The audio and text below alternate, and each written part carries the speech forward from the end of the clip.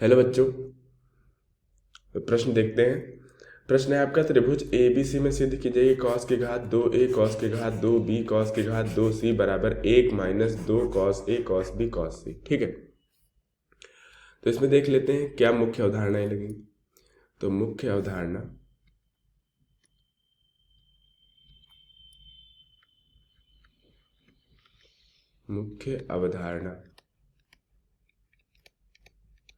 मुख्य अवधारणा इसमें लगेगी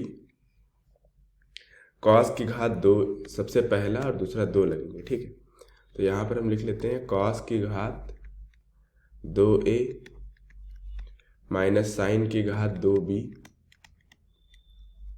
बराबर cos b प्लस c गुणे cos b माइनस c। ठीक है, ये हो गया। और एक और लगेगा cos a plus b plus cos a minus b बराबर 2 cos a गुणे cos b। ये हो गया। ठीक है, ये दो मुख्य अवधारणा लगेंगी इसमें। अब देख लेते हैं इसमें क्या करना है। बायां पक्ष दायां पक्ष दिया है, बाएं पक्ष से हमें दायां पक्ष लाना है। ठीक है, तो हम क्या करते हैं, सबसे पहले बायां पक्ष लिखते हैं। LHS हो जाएगा हमारे पास cos की घात 2a प्लस cos की घात 2b प्लस cos की घात 2c बराबर ये हो जाएगा cos की घात 2a प्लस cos की घात 2b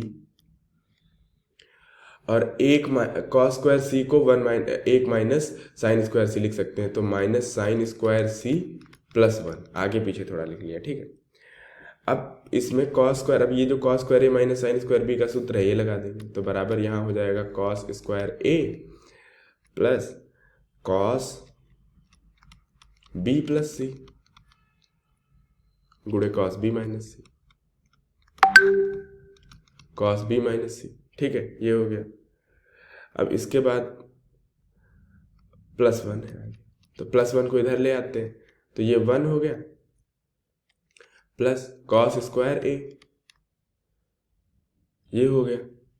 अब यहाँ पर एक चीज़ देख लेते हैं, इसको लिखने से पहले, कि जो त्रिभुज होता है उसके तीनों कोणों का योग जो है वो 180 अंश होता है। तो यहाँ पे हम a प्लस बी प्लस सी बराबर 180 अंश लिख सकते हैं, क्योंकि a b और c त्रिभुज के कोण हैं। तो यहाँ से हम b प्लस सी बराबर लिख सकते हैं 180 माइनस a और a बराबर लिख सकते हैं 180 माइनस b प्लस सी। ये हो गया। तो यहाँ cos स्क्वायर a, अब एक काम करते हैं, एक cos को a रहने देते हैं और एक cos स्क्वायर है ना, एक cos को 180 माइनस b प्लस सी कर देते हैं प्लस cos b प्लस सी को 180 माइनस a कर देंगे गुणे cos b माइनस सी हो गया ये।